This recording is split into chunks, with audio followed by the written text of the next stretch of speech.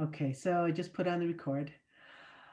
So I don't know if you guys have questions or if it's easier if I kind of describe the whole backstory to the workshop. Would that be easier? Yes. Okay. So, well, Terry, who knows me that I love yoga. I love the philosophy of yoga. And through some of our other workshops and study groups, we really got into mantra and tantra. So if you start to study and practice mantra and tantra, it leads you to Sanskrit. And then Sanskrit just leads you down this whole philosophical path. So that's kind of what happened. I really like learning Sanskrit. So then I thought, how can I apply and teach Sanskrit to a meditation course? So then that just naturally led me to chakra meditation because most people understand or have some idea what chakras are. And if we look more deeply at chakras, we see that there is a bija or a seed sound, which is a Sanskrit letter. So then I go, oh, cool. Then we find out that there are petals on the chakras and they all have a letter, which goes through the whole Sanskrit alphabet. So then that leads you to think, well, what's so important or what's so interesting about Sanskrit? So then you start reading about Sanskrit and you find out that there is an energetic quality, a subtle energetic quality to each letter. So once you learn about that, you go, oh, well, that's Tantra, because Tantra is basically mantra. And mantra is the repetition of sounds, and in this case, Sanskrit letters and words. So then you say, okay, mantra, japa, what is this based on? So then you go back to yoga philosophy and you go, well, what is yoga philosophy based on? Then you go back, right back into dualism and non dualism, or Vedanta and the non Vedantic philosophies of India. Those are known as the Shad Darshans, or the six philosophical systems, of which yoga is a part, of which Tantra is a part. So that leads you down into, again, dualism and non dualism, Samkhya and Vedanta. If you haven't heard these words, don't worry, we'll get into it. But it just keeps refining your knowledge more and more of why am I interested in chakra sounds? What benefit or where does it lead me? And as you go through these philosophical systems, you get logical proofs of the meaning behind the subtle energy behind the letters. So that just led me right again into a circle of the sutras of Patanjali and why they're so important to understanding what yogic meditation is. So that's the backstory of how I got into it. The practice portion of the workshop, and if you're interested in this workshop, you can just stay there. You don't even have to read the philosophical parts. If that's not your interest right now, don't worry about it. Just do the practice. And the practice is really easy. We start with the six letters of the alphabet that are placed in the chakra. So the Muladhara chakra is Lam. And then as we move up, Lam, Vam, Ram, Yam, Ham, Om. And we just learn those six letters. That's it. And we meditate there. And we can stay there forever. But if you want to move on, then you go on to the petals of the chakras. And we start here with the Vishuddhi Chakra, which is the throat chakra, which has the 16 vowels. And we start to learn what are the pranic or subtle energy properties of vowels versus consonants. And that's so cool because vowels embody the non-dualistic philosophical point of view because they're never ending. They can stand on their own. They're not bound by anything like ah, e, o, u, you. You can just keep going and going. But a consonant, ta, ka, da, la, it stops. So consonants provide the parameters for the vibration of the vowel. And so we can experience that when we write and recite the letters of the petals, starting with the vowel sounds and then moving on down the chakras.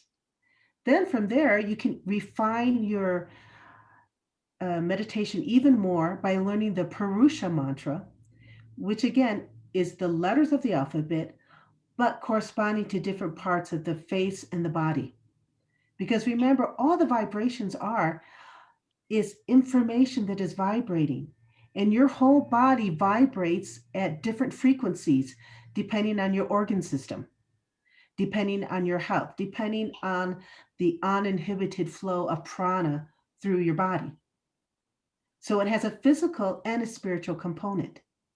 So you can start at simply, it's not even simple, it's really powerful. It's just saying lum, vum, rum, and just meditating there. Then the petals, and then learning and touching the alphabet through the different systems in your body.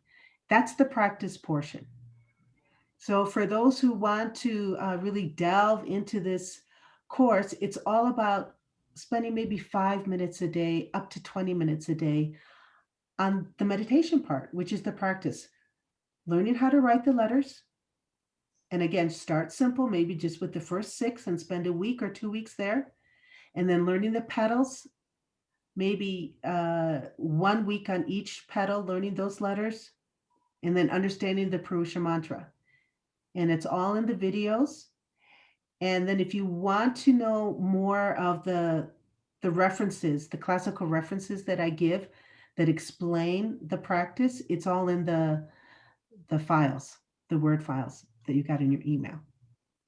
So that's it. It's pretty simple. And then we'll meet once a month on Sunday, last Sunday, just to share what we've learned or experienced, or if there's any questions about the material. Cool. So how does that sound, Remy, to you? That sounds really cool. I actually have just started. I've been reading like chakra books, and so when Terry told me that you guys were doing a chakra course, I was like, well, I really want to do that. So Great. I was actually watching some of the videos that you referenced an hour or so ago. Mm-hmm. Oh, great. Okay. There's so many good professionally made and really experienced yogis who put out videos on chakras and Sanskrit. And this course is again is taking the approach of understanding chakra meditation through Sanskrit. There's a lot of other ones that do it through sound, vibration, or colors, or emotional components. Where this one sort of goes at a different approach to it, but it all blends together. It's all very valid. It's all valid knowledge. Sounds cool. I didn't know that each petal was a different letter, or I knew each chakra had its own sound and letter, but I Mm-hmm. didn't know that the petals did too. That's really Yeah, and it's really, at least for me, as I was building my meditation practice this type, I enjoyed so much doing the petals because it's a whole different vibration that's going on. So after I will do maybe 1 or 2 drawings and write it out and say it out loud, and then I'll just sit quietly for 5 or 10 minutes. And as my teacher said, allow the allowing. So once you've put your focus and your intention and you've said out loud the vibration, that sound, then just sit quietly and just let whatever happens. You don't have to look for it. You just have to be receptive to it. And that's it. Terry, you have any comments?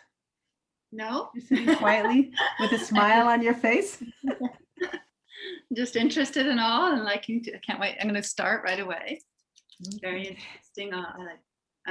Sanskrit, like I remember when I went for the 300 hours, I was thinking, oh, Sanskrit, this is going to hurt my head. This is going to hurt my head. And then, I don't know, Corinne, in her magical way, it was just like, oh, this is so interesting. I had no idea. It was like going a gigantic rabbit hole. I went out of the rabbit hole, but now I'll go back into it with you. Okay, good. Hey, I cannot tell you how many years I had the David Frawley book, and I've read it so many times, and only a fraction would stick at any one time. Mm-hmm. And it's only recently that it all started to go, oh yes, okay. But it took me a long, I don't know how many times I've read through that book.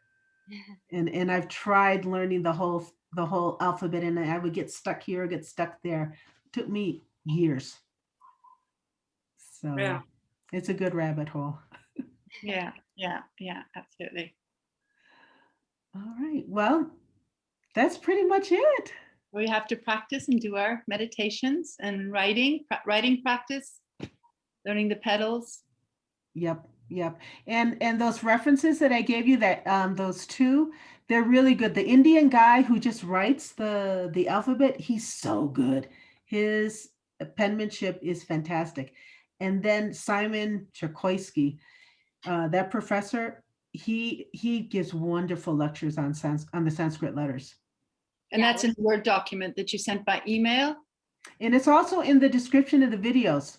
Okay. Okay. I forget which, like video 1 or 2. I give those links so that you can find these two Okay. references. They're really good. And then I'm using the book, but that book that I put on our WhatsApp chat, that yoga book, Uh-huh. I'm going to take a picture of one of the pages because it shows how to write, like Om, let's say, and it will actually say, this is 1, this is 2, this is 3. So it gives you a numerical order of how to write those images of the letters. oh, that's So that may be helpful for some, like I had studied this before in college, actually. I had studied this script because it's also the script for Hindi. So I already just kind of knew, how to write it. But if you've never written anything except Roman script, then it may be helpful to have a little bit of an idea where to start your pencil, up, down, left, right, or whatever. So I'll put that on the WhatsApp chat so you can see it. Okay, that would be good. Yeah, great. Could you explain a little more the video where it's the sounds of the like body parts? Okay. Yeah, I You have a watched specific question? but I wasn't sure what I was supposed to do with it. Okay, that is the Purusha Mantra. Terry knows this. So we're going through the alphabet and we're touching different parts of our body. So I'll just do the face, okay? So when I do my practice, it starts with the vowels. 16 vowels, the Vishuddhi Chakra, throat chakra petals.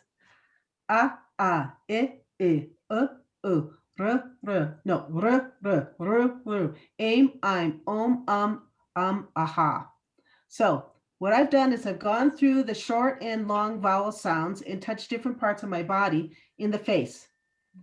What I've done is each point corresponds to a nadi channel. Do you know nadis?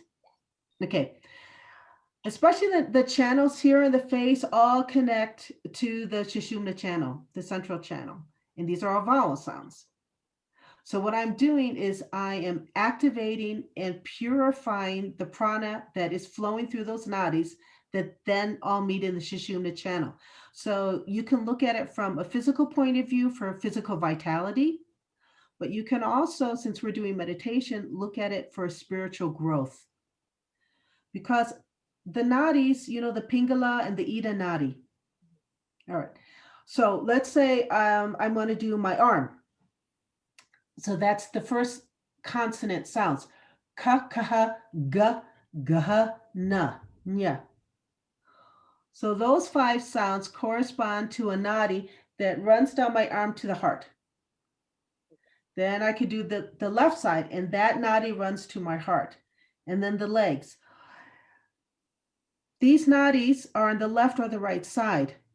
In the normal course of your living and breathing in a day, the prana is going up and down the right and the left side of your nadis, correct? So this is in our normal waking state of awareness. When we're in the normal waking state of awareness, there is duality. So we are living in a universe of duality. And so there will be extremes, there will be lows and highs, negatives and positives. When we do the Purusha Mantra, we are trying to purify that prana, that pranic energy, so that it is no longer being activated in a dualistic world, but rather it goes straight to the Sushumna channel and then up here to the Ajna chakra and to the crown chakra. That is for spiritual growth. And so the Purusha Mantra helps to clean out those channels and say, hey, you don't have to stay in the Ida and Pingala, which is not a bad thing. But if you want spiritual growth, we want it to come and meet into the Sushumna channel, the central channel. So that is the beauty of the Purusha Mantra, is that it helps you be aware of those points in nadis, and consciously and unconsciously, you can clean out those channels. Okay, cool. And as you learn the alphabet and you keep practicing how to pronounce it and where to pronounce it in the throat, going through the Purusha Mantra is going to become automatic. And then you can do it without even touching, but you can feel the points. And maybe you can see in your head, you might see the images of the letters. And then you just allow the allowing. Just go one time through and then sit quietly. All right. Okay. So that's it. That's Simple. That's it. Like I said, the practice portion is quite nice, especially for the artists like Terry. Drawing the chakras. I thought of you the whole time I was doing it. I'm making little lumps as petals, and I thought, oh, she's gonna make these pretty lotus petals and maybe have colors.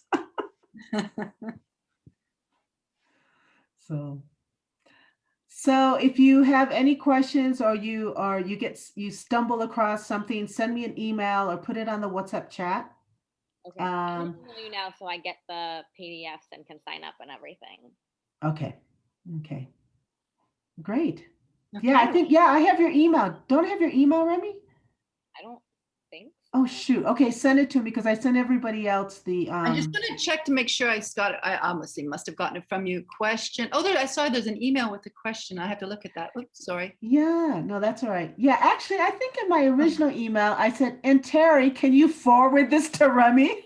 Okay. I got a whole with the Word documents. There's probably 8 Word documents attached or something like that. Yeah, I see that. Okay. Do you want me to forward it? Yeah, why don't you forward it and then you just send me a reply, Remy, and then I'll have your email too. Perfect. Okay.